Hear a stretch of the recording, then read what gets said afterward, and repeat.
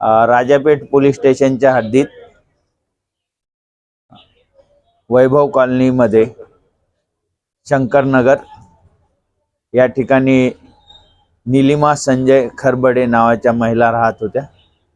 आज सायंकाळी 112 वर साधारणतः 7 वाजता रात्रीच्या 7 वाजताच्या दरम्यान माहिती मिळाली की एक महिला मयत आढळून आलेली आहे घरामध्ये। तेव्हा पोलीस या ठिकाणी आली आणि खात्री केली तर ते मर्डर झालेला आहे।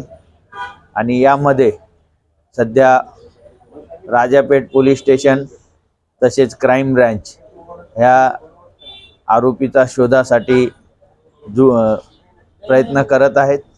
सध्या आरोपी निष्पन्न नाही, परंतु हा खून कशातून झाला यासाठी आणि मग त्यातून आरोपी कोण आहे यासाठी पोलीस प्रयत्नशील आहेत।